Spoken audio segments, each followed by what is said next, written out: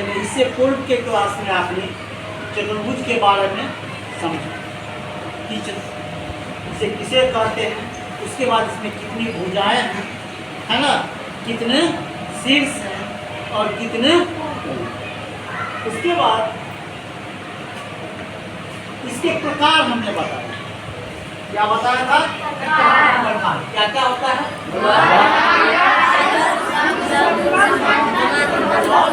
समलंब। इतने आपने समझ चुका था। अब इसको समझने के लिए आपको कुछ टर्म को समझना है। पहला टर्म क्या है? सम्मुख। क्या है? सम्मुख। सम्मुख मीन्स क्या होता है ये बताएंगे। सम्मुख मीन्स आमने सामने। आप हमारे क्या हैं? सम्मुख है ना।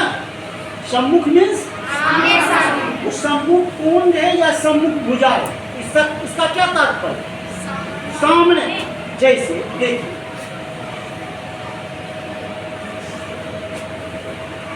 ये आकृति बन गई। इसका नाम भी हम दे देते हैं PQRS। ठीक है। अब इसका सबसे पहले क्या है? सम्मुख कोण। तो सम्मुख कोण होगा ये P कोण और R। ये दोनों कोण कौन सा कोण होंगे? सम्मुख कोण। क्या कोई दिक्कत? फिर दूसरा सम्मुख कोण क्या होगा? S और Q। ये दोनों क्या है? सम्मुख कोण। क्या सम्मुख कोण में किसी कोई प्रॉब्लम? सम्मुख मीन्स क्या? आमने सामने। इसके आमने सामने कौन है? इसका सामने ये दोनों क्या हो गए? सम्मुख कोण। और एक दूसरा कोण है आसन्न कोण। सम्मुख कोण के बाद क्या आते हैं? आसन्न कोण। देखिए, आसन्न माने क्या? आसन पलथी मार के बैठते तो आसन्न कहते हैं। Yes sir. आसन्न मीन्स क्या? जो बगल में। आसन्न मीन्स बगल में। फिर इसका डिफिनेशन दिया जाएगा आगे। सिर्फ अभी आप गणित जब भी पढ़ते हो बाबू, तो गणित का कंसेप्ट लेना सीखो। अगर आप में कंसेप्ट नहीं होगा तो आप गणित नहीं सीख पाओगे। एक बात तो, अभी के समय में सबसे भारी विषय कौन लगता है? गणित। क्यों? जबकि आप जानते हैं कि अगर कोई छोटा बच्चा 2 साल, 2 चॉकलेट एक हाथ में ले लो, एक चॉकलेट एक हाथ में ले लो, और छोटे बच्चे के पास जाओ, वो कौन सा हाथ का पकड़ेगा? एक वाला कि 2 वाला? 2 वाला। तो क्या वो गणित नहीं सीख रहा है क्या? यस। तो आप जब से जन्म लेते हो तभी से आप गणित सीखते हो, बशर्ते उस गणित का सही ढंग से आप उपयोग नहीं कर पाते। उसका उपयोग आप नहीं जानते हो। जब भी आप उपयोग करना सीख जाओगे तो गणित आपके लिए बहुत आसान है। तो सबसे पहले प्रॉब्लम बनाने से पहले आप एक एक स्टेप को समझें। सम्मुख समझ चुके? सम्मुख कोण। क्या कोई दिक्कत? अब दूसरा है आसन। आसन मतलब बगल का। अब इसका आसन क्या कौन कौन होगा? ये भी इसका आसन कौन होंगे? बात समझे? yes, इसका आसन कौन कौन कौन हो सकता है? S और R। S या P। ये क्या हो गया? आसन। आसन मीन्स बगल। आसन मीन्स कोई दिक्कत? सम्मुख समझ चुके? अब आए सम्मुख भुजा। फिर भुजा की बात आ गई। इसमें कितने भुजा हैं? 4। कौन कौन भुजा है? शाम हो जाए PQR RS और S। सम्मुख भुजा। भुजा ये है ना, इसकी सम्मुख भुजा कौन होगी? PQ की सम्मुख भुजा कौन होगी? RS या SR। क्या सम्मुख भुजा को समझने में कोई प्रॉब्लम? No sir. फिर इस PS की सम्मुख भुजा क्या होगी? QR। क्या सम्मुख भुजा को समझने में किसी कोई प्रॉब्लम? ना सर। एक एक टर्म को समझना है बाबू। बात समझ में आया? सम्मुख कोण समझ चुके, सम्मुख भुजा समझ चुके और आसन कोण समझ चुके। क्या 3 चीज में किसी को प्रॉब्लम? ना सर। क्योंकि इन सभी सम्मुख कोण, सम्मुख भुजा, इस सब का काम आपको चतुर्भुज को समझाने में पड़ेगा। उसमें ये सब टर्म आएंगे, उस समय में आप फंस जाइए। ये कहाँ से आ गया सम्मुख कोण? फिर जब हम वर्ड शुरू करेंगे तो ये टर्म को आपको वहाँ नहीं बताएंगे कि सम्मुख कोण क्या है, सम्मुख भुजा क्या है, आसन्न कोण क्या है। क्या किसी को समझने में कोई प्रॉब्लम? सम्मुख कोण, सम्मुख भुजा समझ चुके? इस टर्म को आप समझ चुके? अब चलिए हम दूसरा चीज पर। अब है कोण। क्या है? कोण बताने से पहले एक और वर्ड है समद्विभाजित करना। क्या वर्ड है? समद्विभाजित करना। वर्ड है समद्विभाजित, समद्विभाजित है। सम माना होता है बराबर, सम मीन्स क्या होता है? बराबर।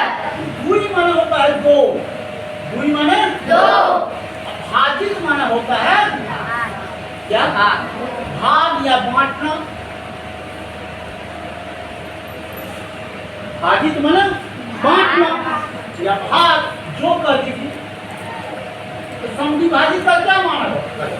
दो बराबर भागों में बांटना। क्या कहलाता है? दो बराबर भाग में बांटना। क्या कहलाता है? दो बराबर भाग में बांटना। समद्विभाजित का बात समझा? दो बराबर भागों में बांटना क्या कहलाता है? समद्विभाजित। समत्रिभाजित माने क्या? तीन बराबर भागों में बांटना। बात समझ में आ गया? समद्विभाजित मीन्स दो बराबर भागों में बांटना। क्या? सम माने दो बराबर। सम माने बराबर। दो माने दो। भाजित माने भाग। बांटना। सम माने बराबर, द्वि माने दो, भाजित मीन्स। अब किसी लाइन को हम दो बराबर भागों में बांटेंगे तो ये अगर 10 सेंटीमीटर का लाइन है तो 5 सेंटीमीटर पर जो हम लाइन खींचेंगे, यही क्या हो गया? दो बराबर भागों में बांटना। क्या कोई दिक्कत? समद्विभाजित मीन्स समझ गया? सम माने द्वि माने भाजित माने क्या हो गया? दो बराबर भागों में बांटना। इसे ही क्या कहते हैं? समद्विभाजित। समद्विभाजित। क्या कहते हैं? समद्विभाजित। अब समत्रिभाजित अगर त्रिभाजित, अगर ये 9 सेंटीमीटर की रेखा है तो इसको तीन भाग में बांटेंगे तो क्या क्या होगा? 3 सेंटीमीटर का, 1 2, ये भाग जो बन गया ये तीन बराबर भागों में बांट। क्या कोई दिक्कत? इसका मीनिंग समझ में आ गया? अब आते हैं हम कोण पर। कोई बताइए कोण किसे कहते हैं? जब एक सरल रेखा पर दूसरी सरल रेखा आकर मिलती है तो उसके बीच के झुकाव को कोण कहते हैं। देखिए फिर सब लिखाया जाएगा, या आपको लिखाया गया होगा। अभी समझिए प्रत्येक टर्म। बात समझ में आ रही है? प्रत्येक टर्म को आपको समझना है कि कोण है क्या। तो कोण क्या है? जब एक सरल रेखा पर दूसरी सरल रेखा आके मिलती है, इसके बीच में जो ये झुकाव है इसी को क्या कहते हैं? कोण। तो कोण के भी कई प्रकार है। जब हम कोण का चैप्टर फिर बताने लगेंगे तो हम फिर कोण को विस्तृत में लेंगे। अभी हमको लेना है आयत, वर्ग, समचतुर्भुज, समानांतर चतुर्भुज और ठीक है, उसमें ये टर्म आएंगे। अब कोण देखिए, जब कोण इस टाइप का सीधा बनता है इसको कहते हैं समकोण। क्या कहते हैं? समकोण। और यहाँ पर 90 डिग्री का कोण बनता है। कितने डिग्री कोण बनता है? 90 डिग्री के कोण को समकोण कहते हैं। क्या समकोण किसे कहते हैं? एक समकोण बराबर कितना हो गया? एक समकोण बराबर 90 डिग्री। क्या कोई प्रॉब्लम? अगर दो समकोण लगा दें यहाँ तक कितने डिग्री? 180 डिग्री। 9 दूना 18, 9 दूना 180 डिग्री। तीन समकोण लगा दे, 9 या 270 डिग्री। क्या कोई दिक्कत? अगर 4 समकोण लगा क्या कोई दिक्कत? एक बात और याद रखो, गणित जो है वो भारी क्यों होता है कि गणित में याद बहुत कम करना पड़ता है, ब्रेन का उपयोग ज़्यादा करना है। और जिस लड़के को गणित आता है उसको सभी विषय आता है।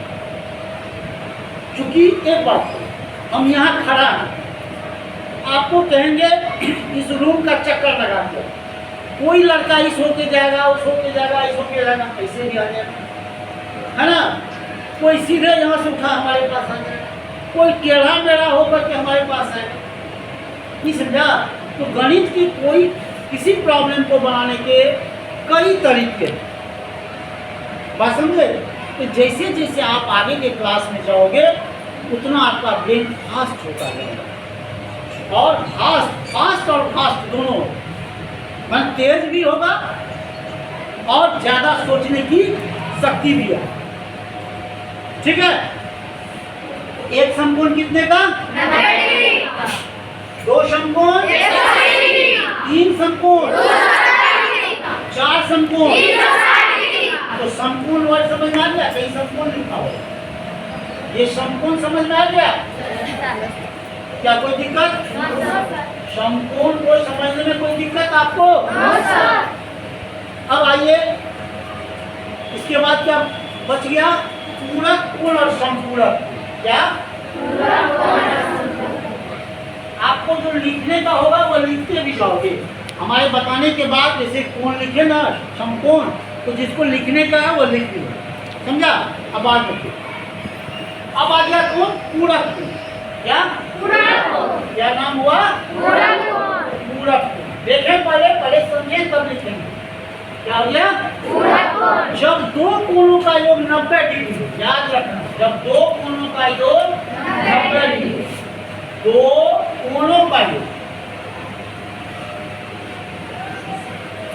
दो कोणों का योग कितना डिग्री? 90 डिग्री। तब उसे कौन सा कोण कहेंगे?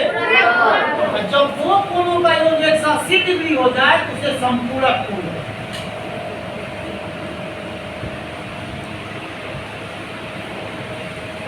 बात समझ में आ गया? पूरक कोण किसे कहे? जब दो कोणों का योग, जब दो कोणों का योग 90 डिग्री हो तो उसे क्या कहेंगे? पूरक कोण। और जब दो कोणों का योग, जब दो कोणों का योग 90 डिग्री हो तो उसको क्या कहेंगे? पूरक कोण। समझ में आ गया? और जब दो कोणों का योग 180 डिग्री हो तो उसे क्या कहेंगे? संपूरक। क्या कोई दिक्कत? पूरक और संपूरक में कोई दिक्कत? जिसको उतारना है उतार लो, इसी में लगा दो। जब दो कोणों का योग 90 डिग्री हो तो उसे पूरक कोण। ठीक है। फिर यहाँ लिखेंगे, जब दो कोणों का योग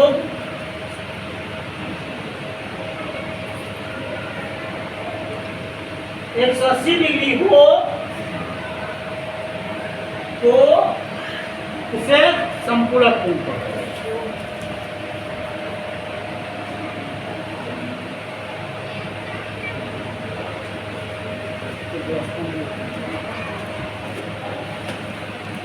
बात समझ में आ गई?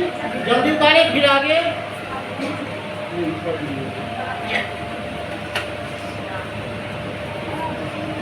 अब कुछ बचा इसमें?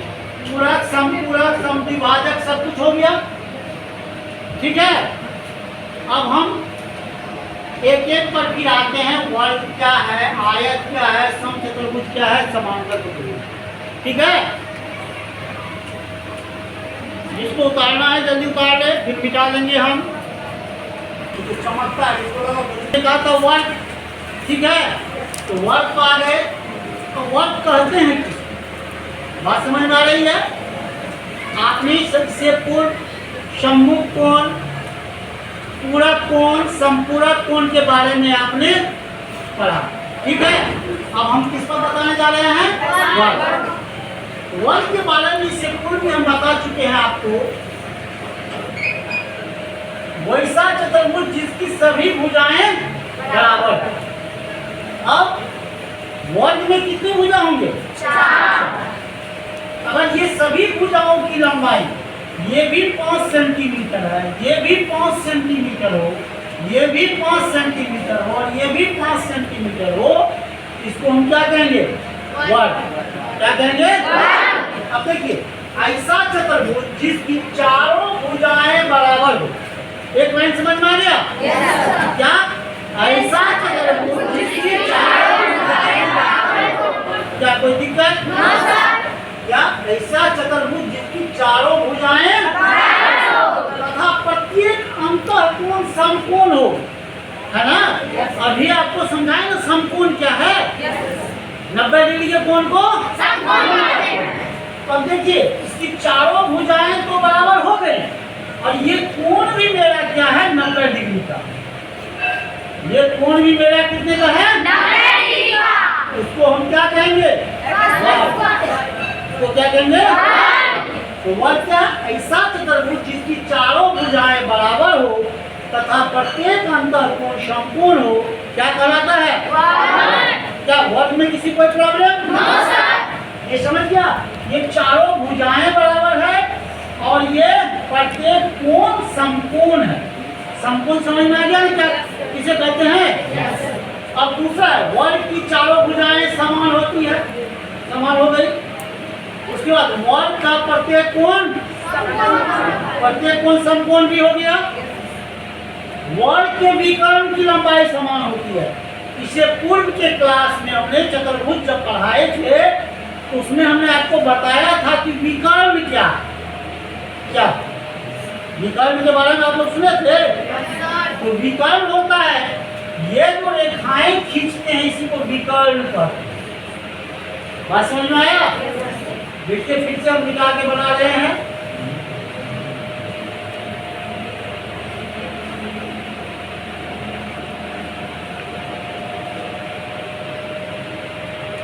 ये ABCD एक वर्ग है। A को और C को मिलाने वाली रेखा ये विकर्ण कहलाती है। फिर B से D को मिलाने वाली रेखा विकर्ण। क्या कोई दिक्कत? विकर्ण समझ में आ गया? तो ये विकर्ण की लंबाई क्या होती है? समान होती है। समान मीन्स बराबर। तो वर्ग के विकर्ण की लंबाई क्या होती है? समान होती है। बात समझ में आ गया? उसके बाद विकर्ण एक दूसरे को समकोण पर समद्विभाजित करता है। किस पर? अब समद्विभाजित का मीनिंग हम बता चुके हैं आपको, पता है ना? तो ये समकोण यहाँ पर ये 90 डिग्री का कोण पर ये काटती है। बात समझ में आ गया? अब देखिए, ये तो आप इसका थ्योरी पढ़ चुके है ना। अब थ्योरी के बाद आपका इसका बहुत प्रॉब्लम आएगा। प्रॉब्लम मीन्स इस पर प्रश्न पूछे जाएंगे कि बताइए वर्ग के विकर्ण एक दूसरे को गैस पर काटते हैं। किस पर काटते हैं? समकोण पर काटते हैं। वर्ग के विकर्ण की लंबाई गैस होती है। क्या होगी? समान होती है। क्या होगी? समान होगी। दूसरी बात, वर्ग की भुजाएं गैस होती है। क्या होती है? समान होती है। लंबाई में समान होती है। क्या कोई प्रॉब्लम? तो वर्ग का आपको कई प्रकार के प्रश्न पूछे जाएंगे। आपको फिर प्रश्नों की का एक अलग से फिर ये वर्ग का अक्ष लगाया जाएगा और उसमें जितना भी चतुर्भुज आपको पढ़ाया गया है उस पर जितना प्रॉब्लम बनेगा सिर्फ प्रॉब्लम कराया जाएगा। उसके बाद वर्ग पर जितना प्रॉब्लम बनेगा सभी उसमें भी प्रॉब्लम को उसका हल होगा। ठीक है? तो अभी आपके लिए वर्ग का इतना, वर्ग किसे कहते हैं? वर्ग किसे कहते हैं? तथा प्रत्येक अंतःकोण, याद रखेंगे क्या है? प्रत्येक अंतःकोण। अंतःकोण और बहिष्कोण का मीनिंग हम बताए थे। क्या अंतःकोण और बहिष्कोण का मीनिंग बताए थे ना? अंतःकोण मीन्स क्या? अंदर का, है ना? और बहिष्कोण का मीनिंग बाहर का। ये और ये भी बताए थे कि किसी भी आकृति के चतुर्भुज हो, त्रिभुज हो, पंचभुज हो, उसके बहिष्कोण का योग कितना होता है? 360 डिग्री। आपको हमने बताया था कि किसी भी आकृति, चाहे वो त्रिभुज हो, चतुर्भुज हो, पंचभुज हो, आयत हो, वर्ग हो, सभी के बहिष्कोण का योग कितना होता है? 360 डिग्री। क्या कोई प्रॉब्लम इसमें? तब हम फिर अगला शुरू करने के लिए जा रहे हैं क्या? आयत। ठीक है, क्या करने के लिए जा